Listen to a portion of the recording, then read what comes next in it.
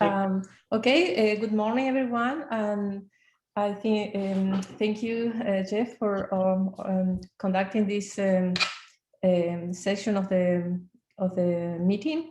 So today I'm going to present the progress in the evaluation of peanut germplasm to enable selection of aflatoxin resistant germplasm. So this is a work in collaboration with doctors Arias, Dr. Sobolev, Chris Batt, and Dr. Lamb laboratories. So how do I go from the next one? Okay, very easy. So in our work, we're evaluating peanut genetic resources for resistance to Aspergillus to reduce pre-harvest aflatoxin contamination. And we are focusing mostly on wild diploid species, particularly within section Arachis. So Aspergillus flavus is an opportunistic fungal pathogen that invade peanut, causing accumulation of aflatoxin. And as opportunistic, it takes advantage of plants that are under stress, either drought or heat, mostly at the end of the season. So aflatoxin is a health issue and also a food safety concern. But we also learned from Dr. Lamb's yesterday presentation that is a huge problem for the peanut industry.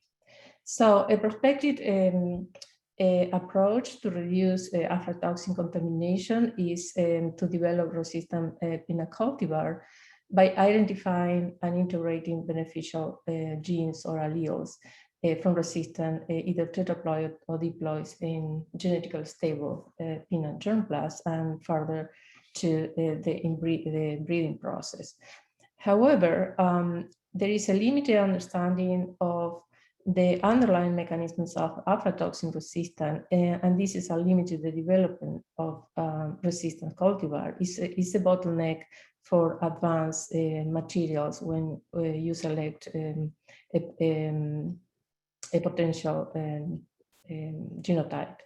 So on the other hand, when you explore resistance in the field, aflatoxin is difficult. The accumulation of aflatoxin is difficult because even under controlled condition of the pathogen invasion, the accumulation of aflatoxin is unpredictable.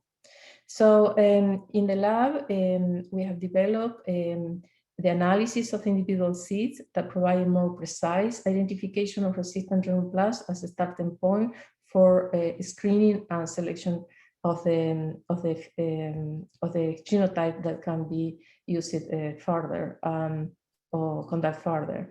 So and this you can find this information also on the details in Dr. Arias and Dr. Sobolev icon papers.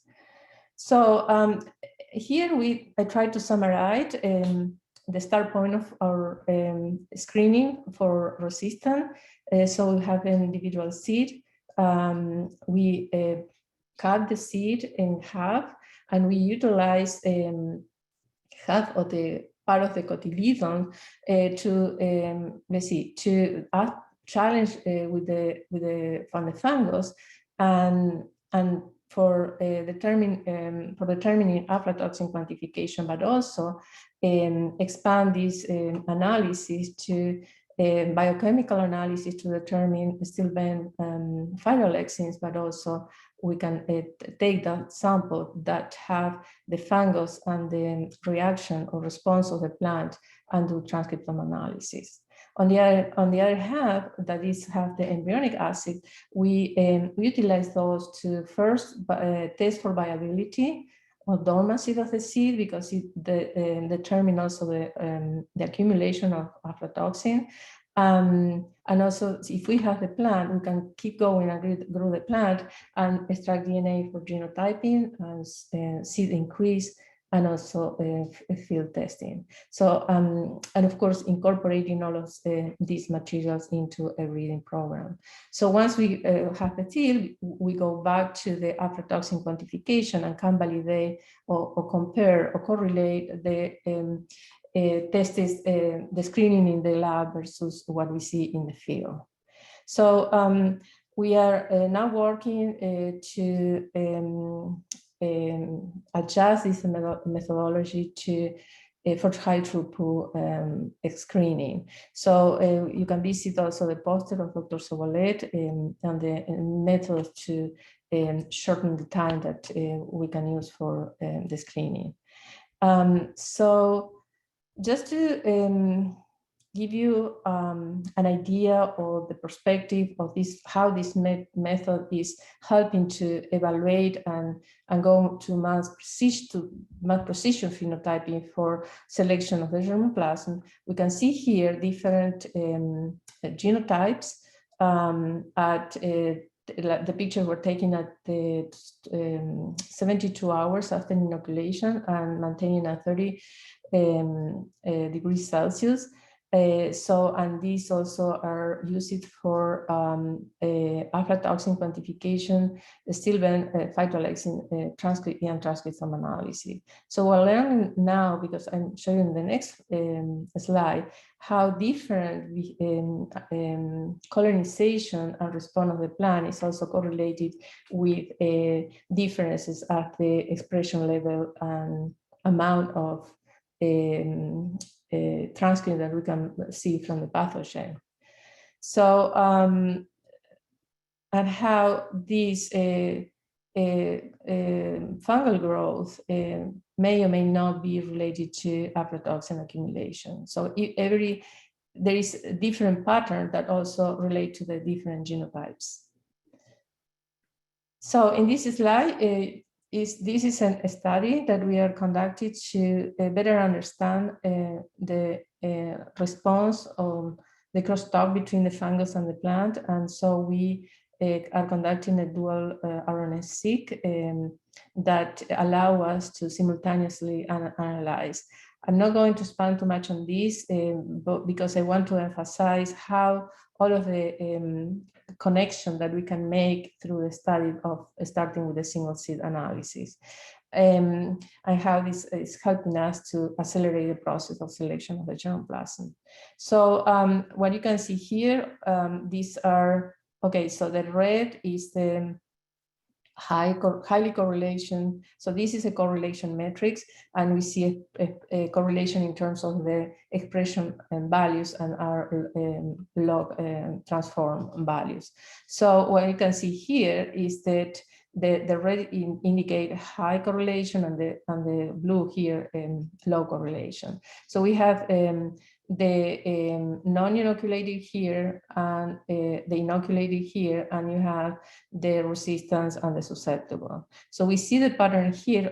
There is something that we expect. There is a low correlation between those that were inoculating versus the ones that were non-inoculated.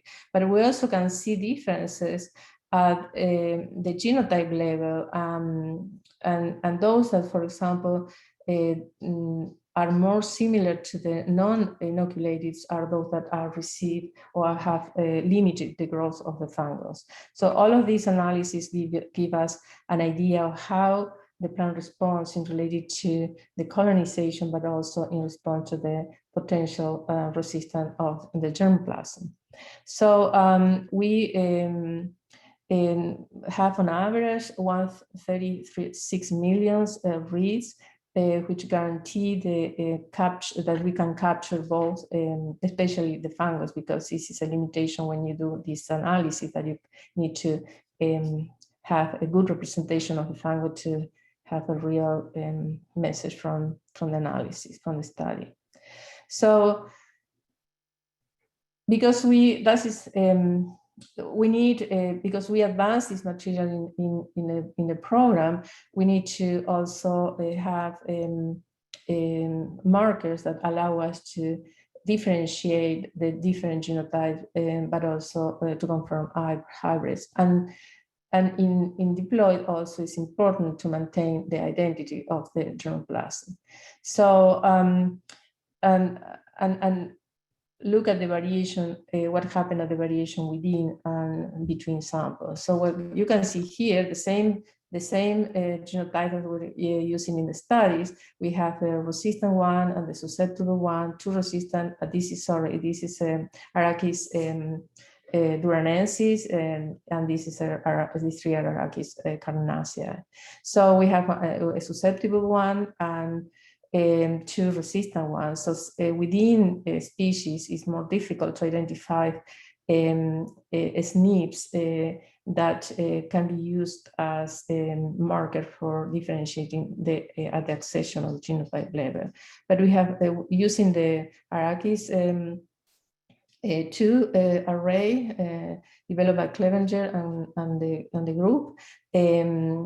So we have differentiated, and depends on the objective that you have. You can select the SNP from this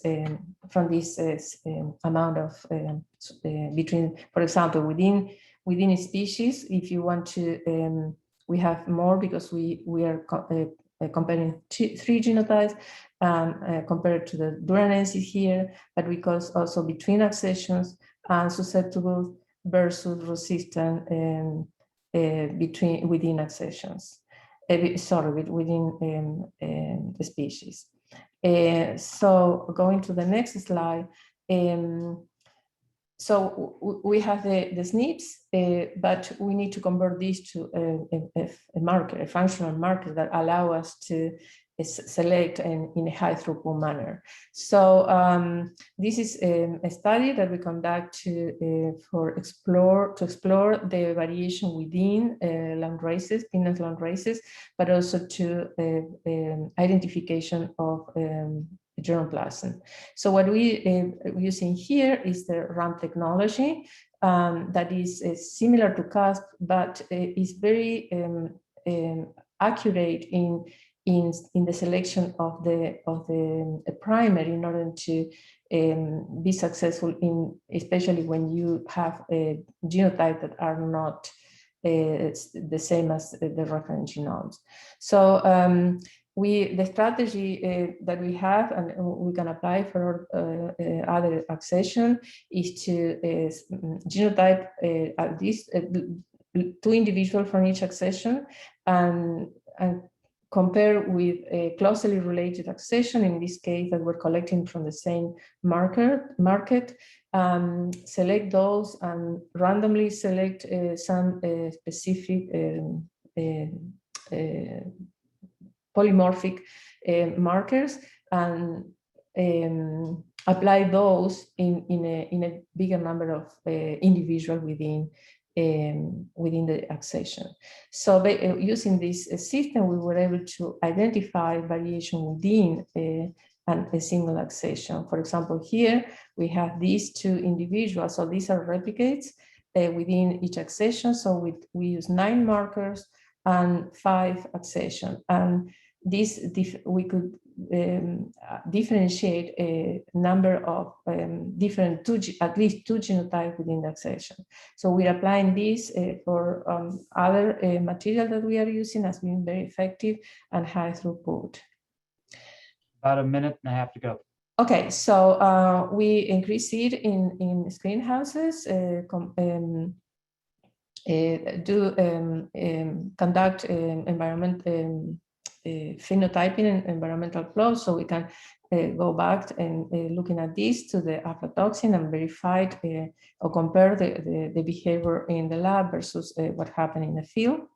But since we have in the field, we have found a material with unexpected result in aflatoxin. So, and because the system allows us to keep the plant and genotype the plant and see what happened, we have detected natural hybridization that although is relatively low on average, we can have up to 10% of cross-pollination. And we genotype this, we confirm, because we have between 40 and 45% of the heterozygous loci.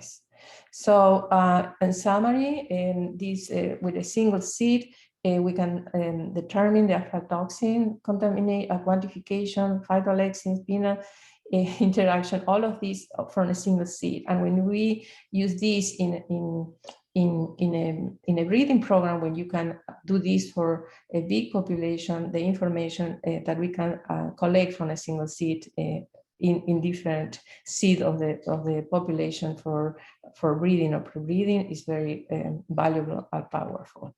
So they use this integrated approach has allowed us to lead to the selection of new sources of resistance, and that we have been incorporated to the program. And studied our interaction is also part of a bigger effort in the lab to understand better the interaction with the Aspergillus.